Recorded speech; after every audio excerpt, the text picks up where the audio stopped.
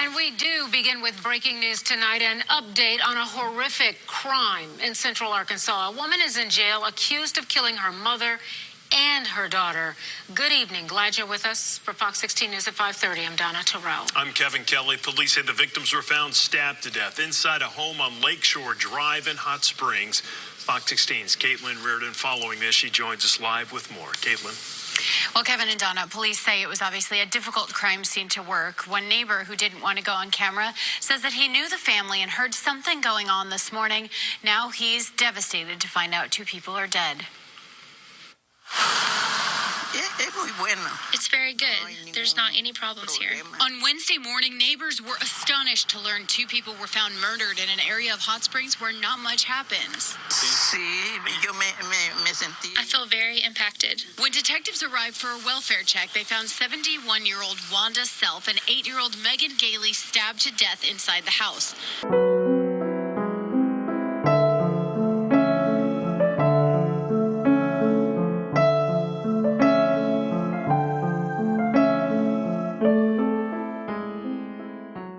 Welcome back to Operation Evil. This is episode 124. My evil mother tried to lure me into a death trap. I'm your host, Nyoka. And I'm your co-host, Megan. Well, welcome. Do you ever watch that show, Evil Lives Here? I don't think I have. Maybe I have. What is it on? It's on the ID channel. No, I don't really. Investigation Honestly, Discovery. I don't watch much TV anymore. I don't really either, but when I do, this is like my favorite true crime show. Yeah.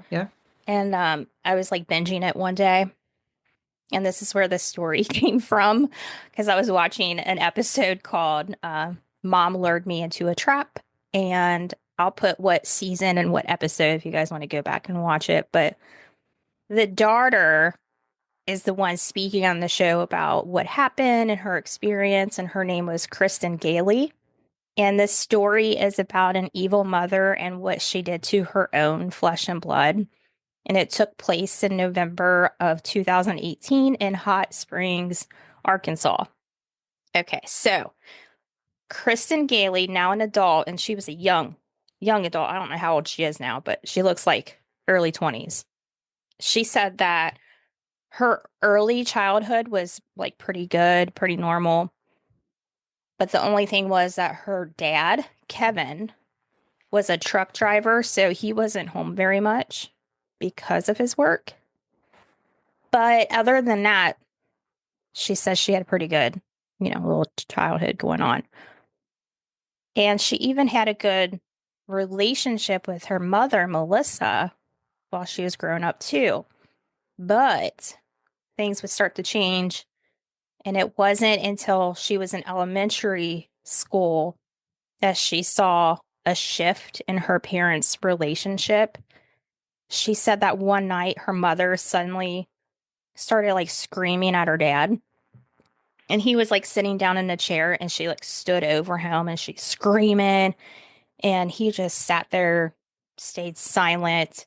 And she would take off her wedding ring and she like chucked it across the room. And Kristen remembers like feeling scared because it was the first time she saw her mom like lose her stuff. And she's like, oh my God.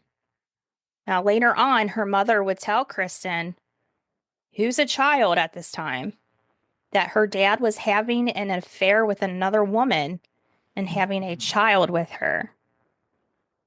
And I just can't imagine being a little kid and your mom puts that on you. Mm-hmm. And Melissa, that's the mom, she started to change when she found out about her husband's affair. And she felt that he was trying to leave her and their daughter for this other woman. So she had a plan, and she said to keep him around, she thought another child would like trap him and keep him in the marriage. So on January 5th, 2010, Megan Gailey was born. Kristen was 9 years old at this time, and she was like super excited to have a little sister. She said, sadly though, Megan's life was like all bad. Megan didn't have a good childhood at all.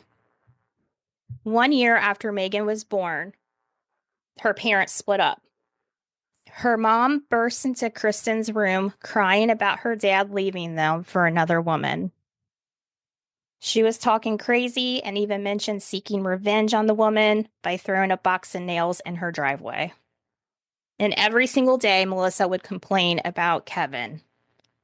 And when the girls left to go visit their dad, they always dreaded coming back home because their mom would like drill them with questions like, did he say anything about me? What did he say? What did you guys do? And he didn't mention her. So when they said he didn't say anything about her, like, that made her even like more mad, more angry. So soon, Melissa, Kristen, and Megan would move in with Melissa's mom, Wanda, because Melissa couldn't afford to live on her own with the kids. And because of this, the environment became super toxic. She would constantly be angry, and she took all her anger out on little Megan. And everything Megan did was wrong. She would be punished, spanked, and yelled at daily. And the girls were walking on eggshells around Melissa. They were just terrified of her. Melissa was not accepting the fact that Kevin was not coming back to her. On Megan's birthday, and I don't remember which birthday this is, but still young, they had it at a local park and they invited their dad. The stepmom, though, ended up showing up, and it didn't go over very well.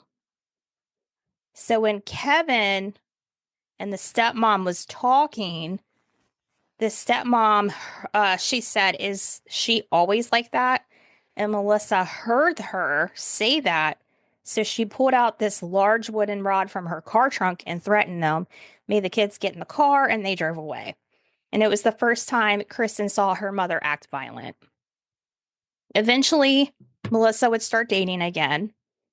She started having Kristen babysit her sister and never allowing her to hang out with her own boyfriend. And by this time, Kristen's like in high school. So, of course, she wants to hang out with her boyfriend. But mom's like, no, I'm going out. I'm doing this. I'm doing that. And she told her it was her responsibility to take care of her sister, Megan. And she would be gone for days. She became a caretaker for her sister and basically ran the house as a teenager. And at one point, one of the guys that her mother was seeing was a drug addict. And when Kristen and her grandmother tried to intervene with this relationship, Melissa flew off the handle and pushed Kristen backwards on the stool that she was sitting on. And that was the first time that she was like violent towards her. Several years would pass, and Melissa takes Megan and moves in with her boyfriend. And at this time, Kristen stays behind with her grandmother. And it was this peaceful time for her. The toxic environment is gone. But it wouldn't last because Melissa's boyfriend would kick them out, and she came back. And Melissa and Kristen would get into an argument. And now she's 18 at this point. And the mom's getting mouthy with her and says, I don't know, says something like, why don't you leave? And she was like, fine. And she moved out with her dad. On November 21st, 2018, it was just one day before Thanksgiving, Melissa stabbed her 71-year-old mother, Wanda, and 8-year-old daughter, Megan, multiple times. She also bludgeoned Megan with a hammer. Oh my goodness. Around 7:25 a.m., the officials receive the report about the possible murders.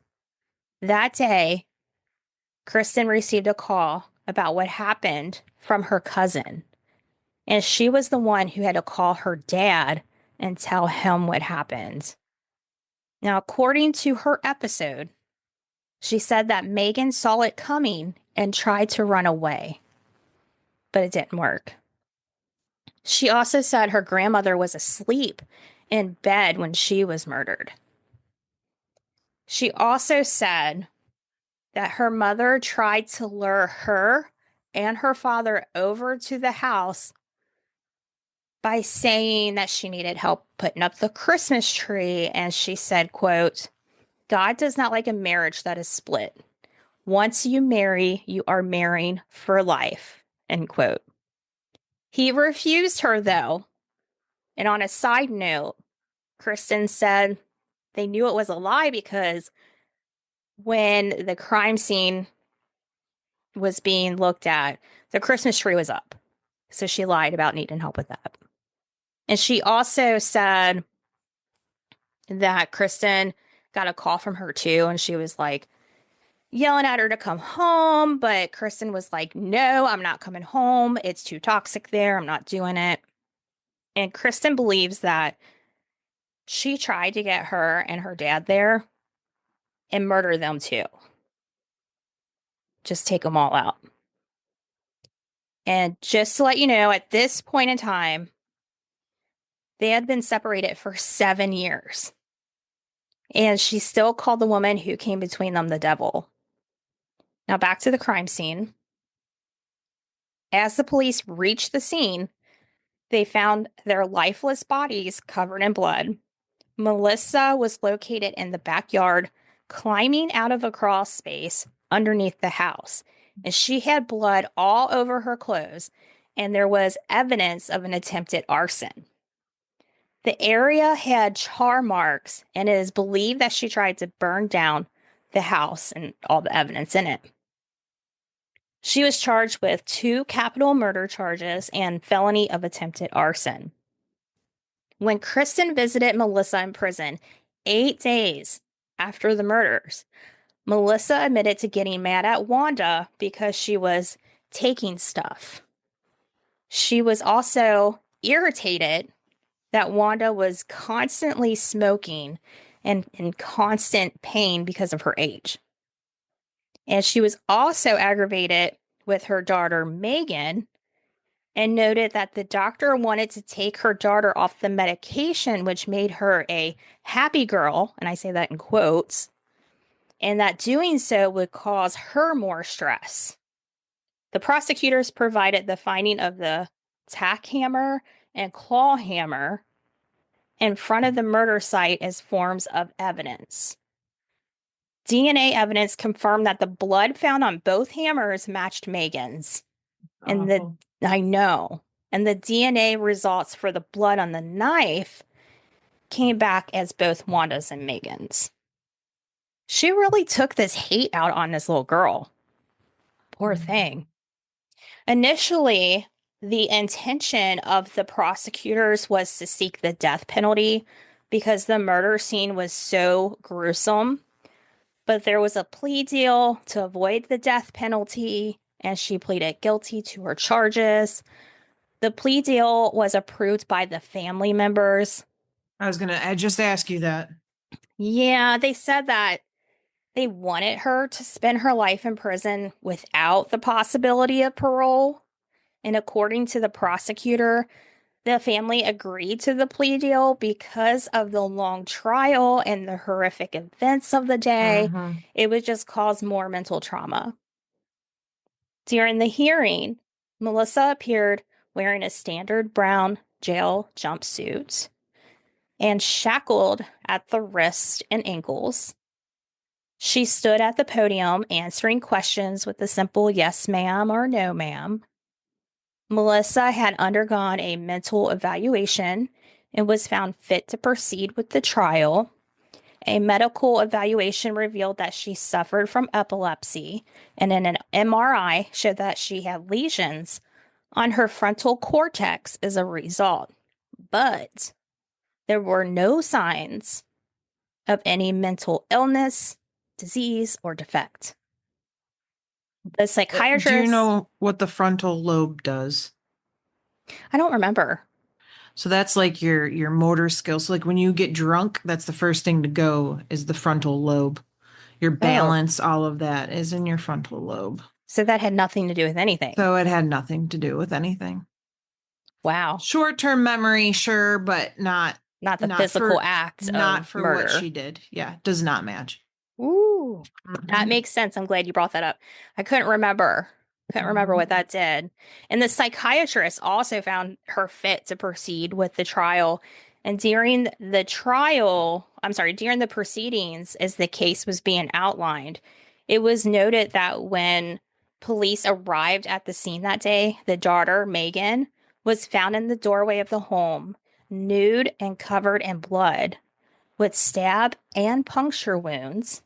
There were char marks in the area as if it had been set on fire. An attacked hammer and a claw hammer were found. That was just next to her. Okay. Officers found Wanda inside the rear bedroom on her back, covered in blood, with multiple stab and puncture wounds, and the knife was found on a nearby nightstand. When Melissa was taken into custody, she told detectives that she had planned to kill them for over a week. I can't believe she admitted that. She denied having any plans to kill her older daughter, Kristen. I don't believe it. I don't either. An autopsy ruled Wanda's cause of death was multiple stab wounds, which was found on her face, head, neck, chest, and upper extremities. She also had contusions to her right forehead, left forearm, and a laceration on the bridge of her nose. Megan's cause of death was found to be from multiple stab wounds and blunt head trauma, including 5 lacerations to the back of her head and 1 to her front left scalp. She had deep stab wounds to her head and neck, chest, and upper extremities, with internal injuries to her heart, lungs, arteries. She had defense injuries on her hands. And although soot was present on her body, there was no evidence of soot inhalation. I said that wrong, didn't I? And a low level of carbon monoxide, indicating that she was already deceased prior to being exposed to the smoke. And I located Megan's obituary and tribute wall that they do online. And I thought I'd read you just a couple of messages that people left. So one person said, I will remember her big smile the night that we made Christmas cookies, and she went crazy with the icing, making it a rainbow color. Prayers to all her loved ones. Another person said, remember Megan gathering her toys at the bus stop and getting off with her arms full. She always asked for a little teddy bear I had in front of bus. We all on bus 77 will miss her. And then a last one for you is, I lost my best friend. I don't know how to feel anymore. I love you, girl. Her obituary stated that Megan would be remembered for her high energy, sweet crayon-colored pages she made for her family, her typical 8-year-old antics, and her unique way of loving everyone. On Wanda's tribute wall, I wrote down a few messages for to read to you as well. So one of them said, thoughts and prayers to Wanda's family. She was a wonderful member of the Hot Springs High School class of 1965. Another one said, a quaint, gentle soul who loved her family, her fish, and her dogs, and touched all she met. Your coworkers all love and miss you. And lastly, Wanda is my second cousin, and I didn't get to see her often, but when I did, she was always so sweet and friendly, always smiling. My heart broke when I heard the news. It was exactly 1 year and 1 day after the murders on November 23rd, 2019, that justice would be served. 46-year-old Melissa Galley was sentenced to 2 concurrent life terms in prison for each of the murders without the possibility of parole. As part of the plea deal, the attempted arson charge was dismissed. In a recorded prison call, Kristen asked her mother, quote, "Did they suffer at all?" She responded, "I'm sorry, baby. I'm very sorry." Kristen said that she would never forgive her mother. And that will do it for this episode. What do you think? I would have gotten the death penalty, but I can totally understand the families, their thought process with that and it being carried out and having to live through everything, and all of those pictures would surface and all that whole investigation would surface. I mean, that's a lot. That's a lot to take in. In the show, they present that person telling the story, like pictures, if they have like body cam footage, anything to like about that person, about that day, about that time frame of what they're like. One of the pictures was the day that Melissa got arrested, and you could see blood splatter on her face. And Kristen said, she's like, "I've never seen that picture before." And they also played body cam footage of when they arrested her. Do you know how much blood spatter had to have been at that scene? Oh my gosh. A tacked hammer, a claw hammer, and then the knife. Yes. Yeah. I can't imagine what it looked like in there. Yeah, because all you see is her face, right? In the mugshot, and it's splattered on her face. You can see it in her hair. I mean, she looked evil. Yeah. And like she just didn't care. Like, just careless. And I bet that girl is going to be in therapy for life. I mean, I would be. That's traumatizing. Oh, yeah. Oh, yeah. And not only that, but to be Kristen and have to live with the fact that she got out and she's safe and she's living, having that survivor's guilt, She mentioned that. I mean, that would be intense. Yeah. She was like, "I didn't know what to do. I was a kid and I didn't know what to do." That's just terrible. Yeah. Terrible. But if you guys haven't watched that episode, if you're interested in watching it for yourself, it will be in the show notes. I just watched it and I was like, this is horrible. This is so sad.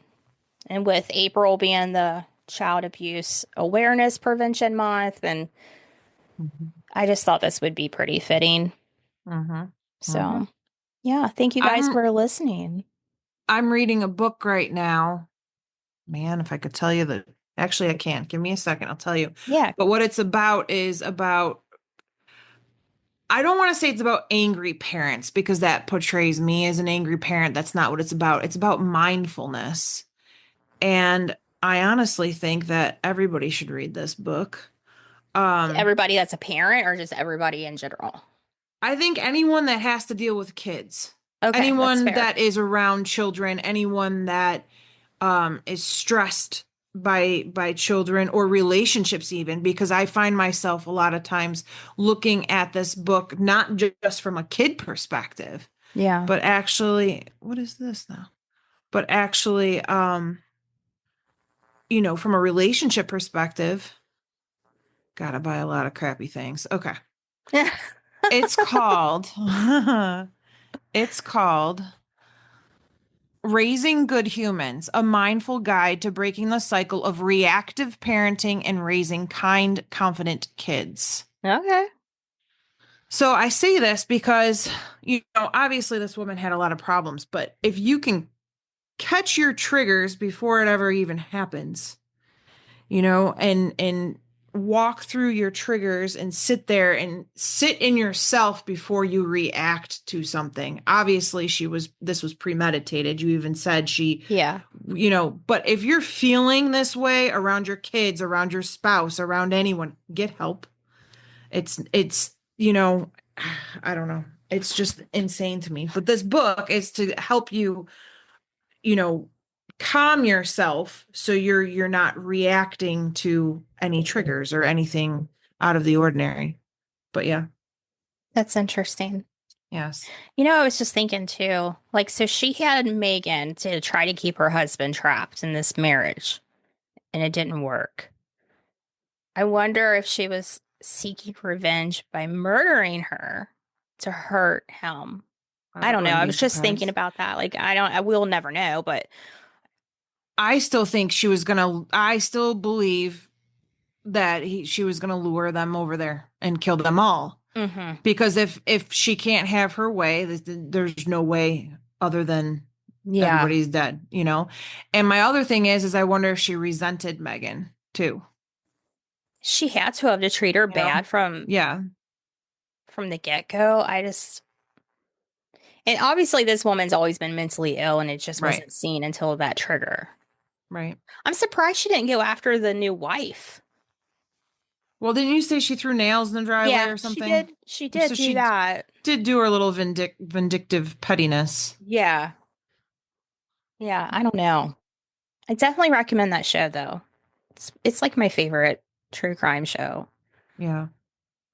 Actually, another episode that I wrote was another Evil Lives Here. I'm serious. I was binging, and yeah, the other one is like really crazy too, and also fits with like child abuse stuff like that too. But anyway, you guys will eventually hear it. But if you can't get enough of Operation Evil, consider supporting the podcast by joining our Patreon. You will get a shout out on an episode and at least one bonus episode per month that is exclusive to our supporters. And if you can't join our Patreon, consider buying us a coffee or share our links in our social media or rate the show on the app that you listen on, tell a friend. Any of those things are very, very helpful, and we appreciate each and every one of you. And until next time, goodbye. Goodbye.